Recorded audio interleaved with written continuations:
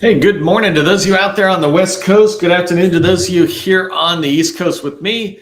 It's an exciting day. It's Halloween, so I got 10-year-old twin boys, and I find I've got all sorts of responsibilities apparently on Halloween. We're going to dive into today's training, and let me just turn off my caption here. As I do, I just wanted to give a quick tip. Missing something. There we go. I wanted to give a quick tip for those of you showing up early and on time as a thank you. And my tip is to make sure you're repurposing content that could be valuable to your customers with your own thoughts. And so here's my example. Yesterday, the White House put out an executive order related to artificial intelligence. And so I'm not in the artificial intelligence business, but I am in the business of sharing things. So somebody who's in the artificial intelligence side of the house in the federal market, they could have done a lot more than I did or take it to the next level. But I took the White House's webpage, which had this executive order, and I put it into a PDF and I gave it its own title page. I'm like, whatever, I'm just going to put it together. And I did this so I could share it out. And then the people who consume my content could download it. The people who trust me for getting information, right, related to the federal government, they could download it. They have the PDF. They could share it with their colleagues, et cetera. And so that's repurposing other people's content in a way that could be helpful for me. It's sharing it for you, right? But for you, if you're in the artificial intelligence business, you might take this PDF, right? You might piggyback on mine, grab the PDF and share it and say, hey, actually, you don't even have to say much because on the footer, it says that I created it from the White House. So I'm giving the source credit. If you share my PDF, you're giving the source credit because that's on the footer. But you can say to the government customer that you might have, hey, here's a document, executive order that just came out. These are the top 3 things you should pay attention to as it relates to this document. If you're in the artificial intelligence space, they'll value your opinion. You can even say, happy to jump on a 15-minute call to just talk about, timelines or anything you really need to pay attention to on it. But it's a great tip for repurposing content. That was my tip for all of you showing up early and on time. I appreciate it when you do. Let's go ahead and get into today's training. I just got to share my screen. And we're going to be talking about building federal relationships, right? I described it as federal sales or federal relationship is similar to fishing and hooking a fish. And the whole idea of fish, if you haven't fished before, especially if you do ocean fishing or bigger fish fishing, is, you cast your line out there and you're hoping for a bite. When you get a bite, one of the first things you have to do is hook it. Not to be overly brutal for those of you who are sensitive about this, but you got to hook it. You got to get that hook sunk in so you can bring that fish in. And then you reel it in, but you don't just reel it in. You've got to let it run and you got to reel it in a little, let it run, reel it in a little. You're trying to tire it out. Well, it's the same thing in relationships within the federal market. Don't just try to hook it, land it on the boat, right? You need to work on it. We're all told that relationships are so important. You must have relationships in the federal market in order to have success. And we hear this, we're like, well, damn, I don't have any relationships, right? How do I get relationships? And we feel kind of lost or at a disadvantage because you just said, I must have relationships in order to have success, but I don't have them. I don't know how. And don't worry, we're going to cover down on that. But when you do have relationships, when you have strategic relationships, right? Not just networking relationships, those are good and those are important for their level. But strategic relationships are ones where they will tell you about their agency. They will pick up the phone and talk to you, right? Imagine if you had these strategic relationships and they're able to open the door to their agency. You're able to get in pretty much anywhere you want within an agency when you've developed these strategic relationships, right? When you have those relationships, you're able to really do business development much more effectively and hear about opportunities. When you're trying to shape the tactical or acquisition approach on a particular opportunity because of these strategic relationships, you have the ability to get in. I have somebody who reached out to me. I'm actually talking to them tomorrow morning, and they were saying, hey, this opportunity is coming out. It's actually a recompete that they're on, but they're trying to figure out who do we talk to. Well, they're in a really good position, but having these relationships allow you to get in and start talking to that KO. But I get that I'm saying you must have relationships and how great it could be if you have relationships. But again, it comes back to that first question in the first bullet, how, right? And that's what I'm going to teach you today. That's what I teach all the time, right? Is that relationship building is not a secret. It's just a process. When you learn the process for building relationships, then you're going to have a lot more success. In today's training, I want to cover down on just some tips on how do you have success getting in the door and having that first meeting, right? How do you, if you're reaching out, you're trying to do outreach to get that first meeting, How do you get them to show interest? Here I described it as a bite, right? Remember, in our fishing analogy, I need the fish to even bite the hook. I need to bait it correctly in a way that generates interest. So we'll talk about that today. And then I want to just a couple of bullets on why it's important when you think about this first meeting, right? It's not so much first impressions. I'm not talking about that, but I'm talking about the first meeting. Because ironically, your first impression came long before you ever have your first meeting.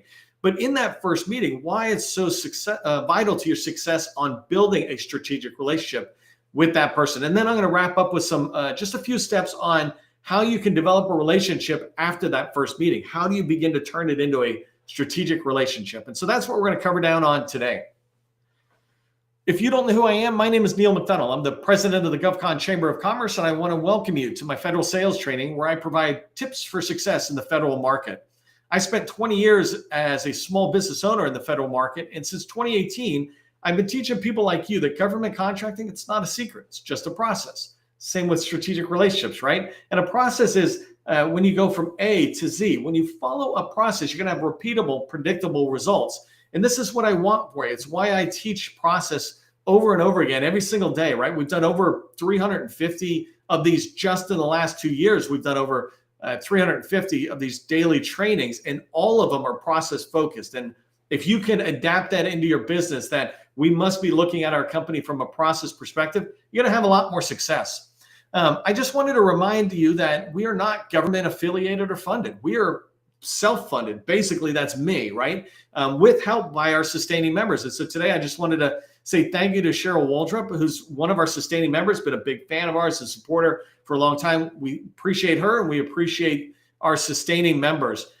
We like doing this, right? When I started the chamber 5 years ago, I said, I want to be as virtual as possible so that I can reach people from Guam to the U.S. Virgin Island and every single state in between. And we have members in every single state in between, including Guam, Northern Mariana Islands, Hawaii, et cetera. And so it's an exciting prospect for us, but it's also a great networking opportunity for you. If you're looking to meet people, make sure in the chat you put your company name, your core competency. Let us know who you are in 2 or 3 words so that it's easy for us to remember. And remember, it's your community. Engage. Don't just spam engage, right? I mean targeted engage. If you see somebody and they say, hey, we do workforce development or we do cybersecurity in San Antonio, then if you're a cybersecurity company or you're trying to get into Joint Base San Antonio, then that's a good connection to really develop forward. Absolutely connect with each other on LinkedIn because that's the way we help each other stay informed. And speaking of keeping you informed, just letting you know about tomorrow's training in the next 2 days this week. If you're doing this live in November here tomorrow, I got top ways to find federal buyers who can help you win contracts. And so this is this idea of how do you get in and find people who can help you populate pipeline with opportunities, right? How do you find people who will help you do that? Thursday is going to be diving into just why your proposals are not winning. I'm going to give you some suggestions on why you're not winning within a federal agency, what you might be able to do about it. And then Friday, I'm going to wrap up with how to be a preferred or the preferred, right, federal market IT government contractor. And you can change IT to anything you offer. But tomorrow, my example company, Friday, it's going to be how to be the most visible and preferred federal market IT government contractor. How do you raise above the competition? That's what that's going to be about. Okay, so let's dive into today's training and the meat of today's training related to relationships and how to build these relationships, right? So the first thing I just want to start off with is sharing some tips about how you can ensure the initial outreach you do gets a bite. And if you're not familiar with the 7-step process that I teach, I just want to pause 1 second and tell you what the 7-step process is, right? I took all of government contracting and said, look, sales success follows 7 steps. You research an agency to understand them better than they understand themselves, to build relationships and identify an opportunity. So it begins with research, right? Second step is targeting. And targeting is about finding a list of 100 or 200 people who can help you succeed in sales and that you want to meet. Outreach is about calling those 200 people, right? So it's just picking up the phone and scheduling those first meetings. Relationships is when it gets into what I call the wheel of success, where you're building strategic relationships that will then lead to slam dunk opportunities, the next step in the process. And those slam dunk opportunities will allow you to write winning proposals. It's not enough to just be churning out proposals, right? It's got to be winning proposals if you have any chance to hit the last stage of the process, which is sales, achieving your sales goals. And so here, when we're talking about getting a bite and generating interest for somebody to want to schedule that meeting, this is the outreach step, the third step in the 7-step process. So the first step actually is to back up a second and say, let's create a targeted list. If you want to get more bites, if you want to get more people answering or inviting you in to have that intro meeting, then you need to start off with a target list of qualified leads.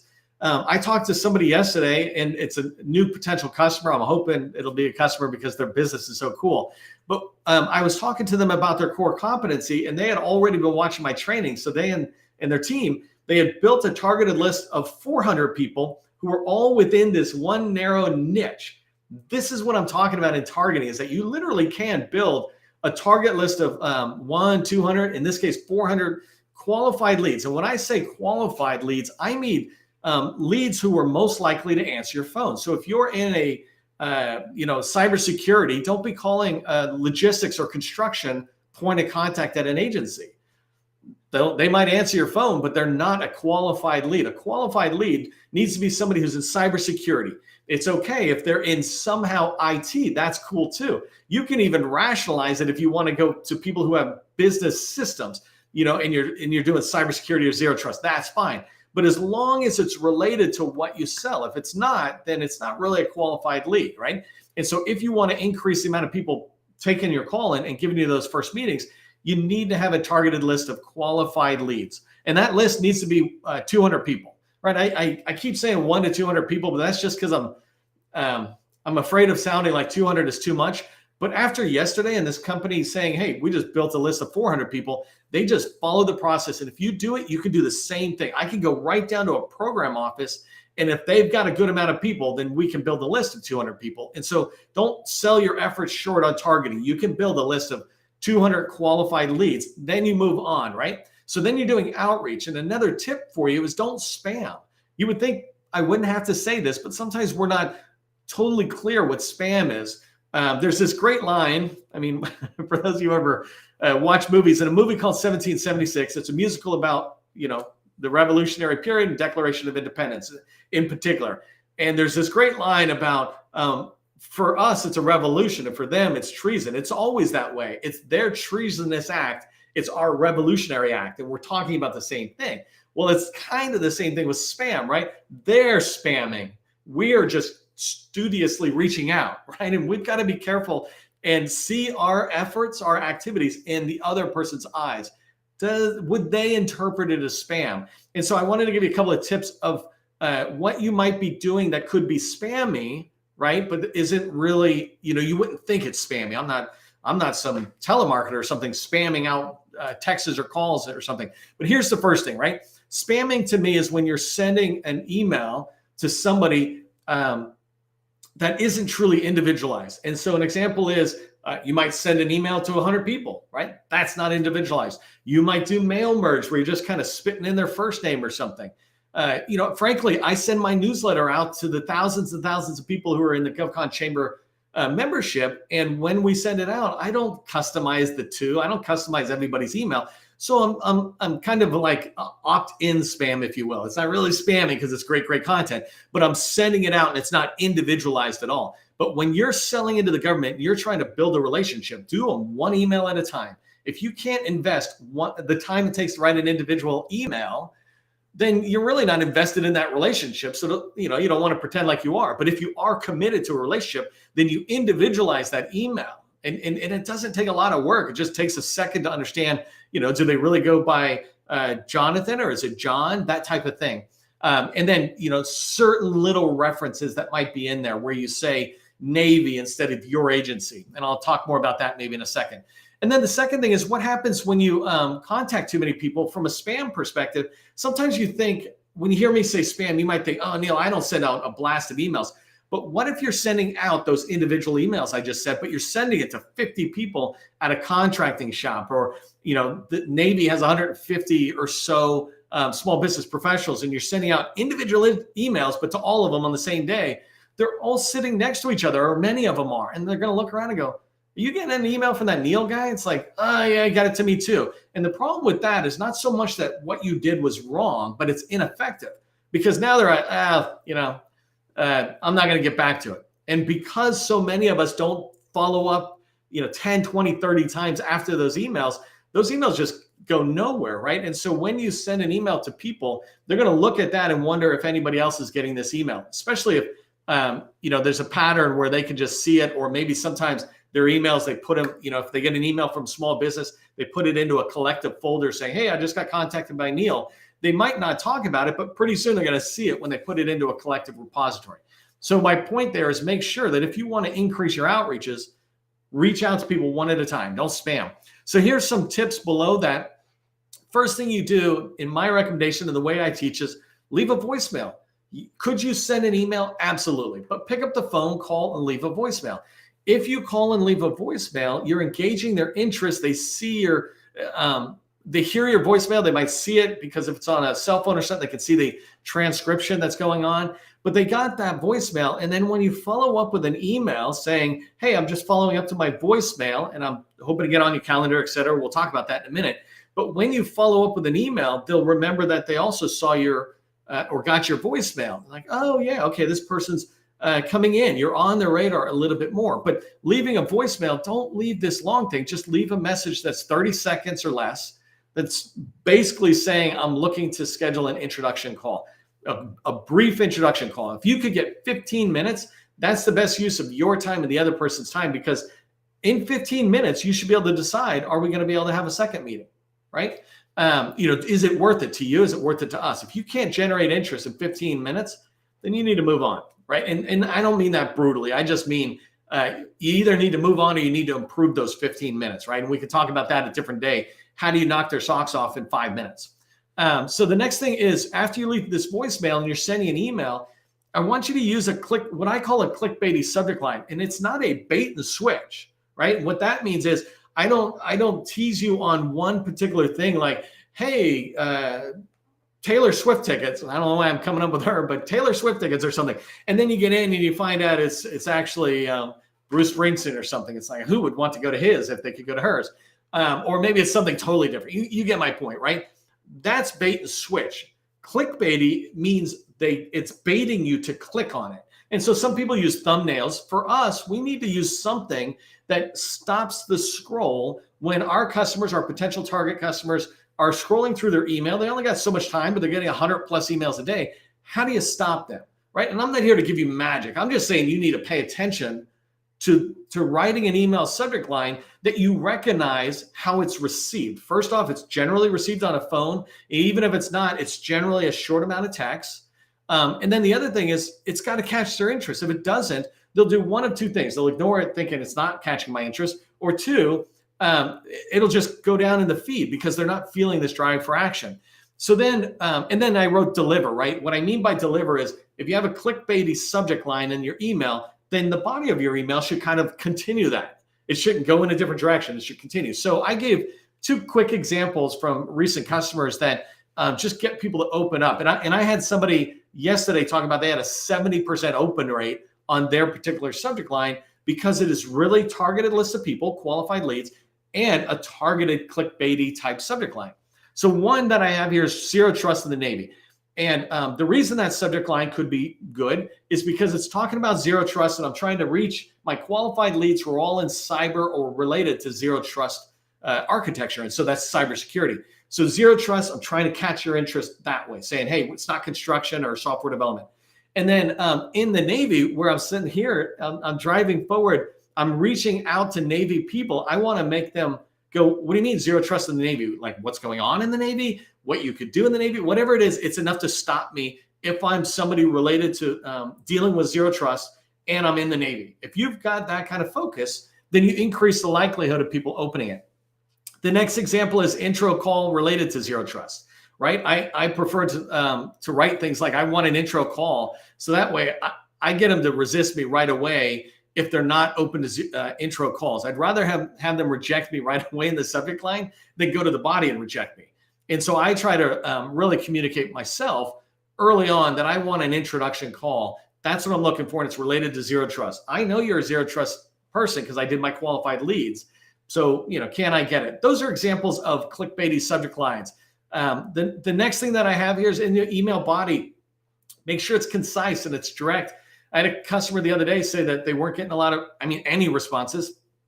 And I said, send me your email. And it had all this text. And they said, oh, I felt like I had to explain who we are and tell them all these great things about us so that they would, give us a meeting. And the problem is they're not really reading it. But even if they did, it's kind of like dating or at a bar or something. You walk up to somebody else and you just tell them everything about you before they even get a chance to say, my name's Sally or whatever, right? And when you send an email with everything, you're not even asking if they care, right? You're just spewing. So instead of spamming, you're spewing. And instead, what you want to do is be really concise in these emails. One little teaser line that says, hey, we've been working with the Army. We'd love to work with the Navy. Could we talk? Something like that. And I have whole separate trainings on that. The last bullet I have here to increase your likelihood of getting bites is to look attractive on LinkedIn. When somebody gets an email, often they're going to go off and check you out before they agree to have a meeting with you. We call it due diligence, right? We're going to just go see, do I want to meet with this person? Are they anywhere in my space? When I say look attractive, right, I don't mean physically. I mean, when I look at, like if you said zero trust in the Navy as an example, and I went and looked at your company or I looked at your LinkedIn profile, I want to see that it says zero trust something. I want to see that we have some common connections, whatever it is. So I've done training on this before about how do you look attractive. We call it findable and attractive. And attractive means it's matching the intent. The intent in this example for today's training is you're a cybersecurity company doing zero trust. If I look at your marketing assets, your LinkedIn profile in particular, I'm going to see that and go, I'll give them 15 minutes or 30 minutes. So just a quick reminder on why these first meetings are vital success. You're really trying to establish a foothold, right? And I call this a beachhead. Some people call it the tip of the spear. Whatever it is, they're all pretty violent now that I think about it. But the idea is you're trying to get access to somewhere. In this case, I want access to a relationship. I want to begin to build a relationship. And a strategic relationship, a long-term relationship, begins with one small win, one small success. And when you have that, you begin to walk down that path of know, liking, and trusting. People buy from those they know, like, and trust. And so first you're trying to get them to even be aware of you and know you, right? But then once you have this first meeting, you're able to establish a little bit of trust. Trust by showing them you care, right? That you took the time to understand their agency or even them. Oh, I saw you were on this podcast. You were talking about this thing. There's all these big conferences going on right now, and many people might be in there attending or speaking. You can reference things like that that begin to let people know that you care. There's this great line that says people don't care what you know until they know that you care.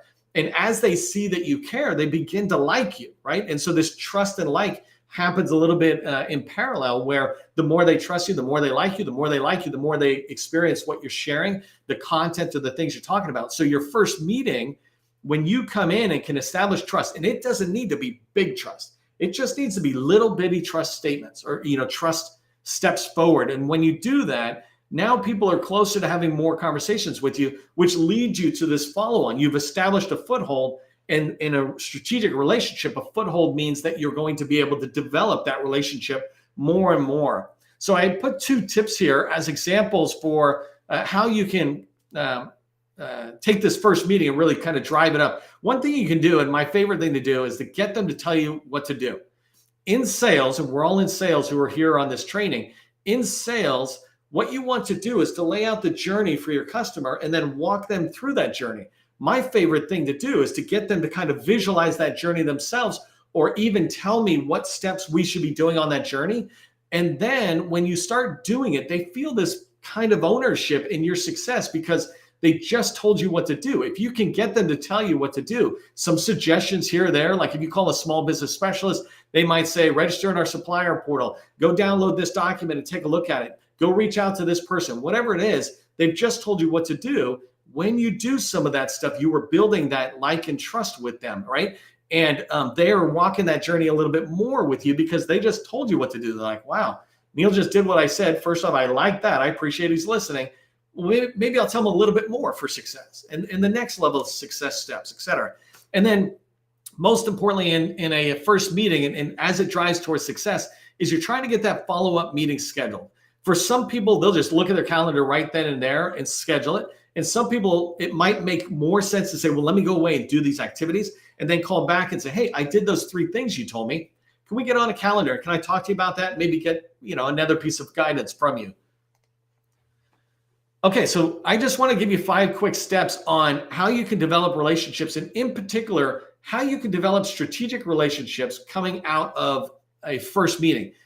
Really important. Not every relationship you have is going to be a strategic relationship. You're probably going to have like 8 of those, 12 of those at most, but you're going to have many many networking relationships, people you know, hundreds and hundreds of them, right? And don't confuse those with a strategic relationship. A strategic relationship is one that will be able to help you grow their business and that you will be committed to helping them grow their business. And with an agency, you'll be committed to helping them with their mission, and they're committed with engaging you within their agency. So when you come out of a first meeting, just quick tactical steps for you.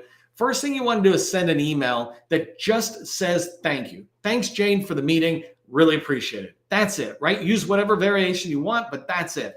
And you want to send that, I just say within 8 business hours. And the reason I say that is because if you have the meeting like a little in the afternoon, et cetera, it's okay to wait till the next morning and send it the next morning. But really within a short amount of time, you want to say thanks, Jane, because you just had a meeting. You're trying to keep on their radar. Everything you're doing about building a relationship is marketing, engagements, touches, et cetera. You're trying to remind them who you are. You don't want to get off their radar. You don't want to come off their memory.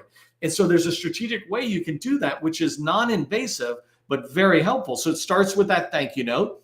Separately, and by the way, I might put in that thank you note, I'll follow up with you later, but I just wanted to say thanks. And then the next day, I will send a separate email, and I will have a couple of brief notes in there, and I'll say, hey, I just wanted to say thanks a lot for letting me know about this action item, this one. I really appreciate it. Let me know if I got anything wrong. Otherwise, I'm going to execute on what you told me, right? I'm reminding them that you gave me advice, and I'm going to go follow it. It's like, oh, man, hope I gave him good advice kind of thing, right? And so now Jane's committed to that action item. So I've sent a reminder of the emails, and this is called meeting minutes in a soft way. The third step is to follow up on each one of those action items. I said 3 of them, right? So each one of them separately, not on the same day. Everyone needs to be a different day, and everyone needs to be a different day than the day you just sent the action item follow-up. So an example is if she said register in the supplier portal, wait 2 days and then follow back up and say, Jane, appreciate you telling me about supplier portal. Yes, we weren't in there. I went and registered. Or you might say, oh, we were in there, but it was really old, so we updated it. Thank you. Got it done. And then provide a link and say, if you have a minute, if you could check, something like that, right? But follow up with each one of those action items separately. And then as you finish those action items, or as it makes sense, make sure you're getting a meeting scheduled. What I say is a strategic relationship is one that you have a recurring meeting with. So for teammates, it needs to be every 2 weeks. Anything longer than that, I could say it's not a strategic relationship. You're letting it slide, right? You wouldn't let if you're dating somebody, you wouldn't go longer than 2 weeks without a date. Well, that literally is what you're doing with strategic relationships, is dating these strategic relationships to develop a long-term commitment together, right? You're not getting married, but it is that professional version of that. And so you want to have that follow-on meeting. With agency personnel, you can stretch that out to once a month, but you really don't want to go longer than once a month. So you want to figure out how to get that meeting. The last thing I was saying, just as a step as you move forward, make sure when you're coming back and you're talking to these people, always add value. So figure out how can you contribute something, whether it's knowledge, like the beginning of today's training, I said, share an article on artificial intelligence, whatever it is, but always be thinking win-win. And most importantly, what I mean is make sure you're not thinking win-lose, like you're okay with you losing as long as you help them get what they want. That's not good relationship building. Make sure you're focused on your own winning and their winning. That's win-win, and that delivers success. Here's what I want you to remember from today's training. First thing is that relationships absolutely work. When you have them, they will lead to more success for your business. So make a point of building strategic relationships, not just networking. The second thing is don't wing it when it comes to relationship building. Networking, wing it. That's totally cool. But strategic relationships, commit to them as much as you would commit to a significant other you're dating. Right? And then the last thing is have this follow-up plan. When you get in and you meet people and you have that first meeting, know how you're going to build the strategic relationship. I'm going to woo them with a movie and then take a miniature golfing and then dinner. Right? These ways of courting a significant other, do the same thing. Understand how you're going to court these people and you'll have success. If you got value from today's training, consider becoming a sustaining member. Certainly throw a thank you in the chat. My team works hard to bring this to you, and so we always appreciate occasional thank yous. If you'd like to work with us, go check out govconchamber.com. You can find out how my team and I can help you accelerate your success in the federal market. And for all of us, just remember, government contracting, it is not a secret, it's a process. I'll see you in the next training.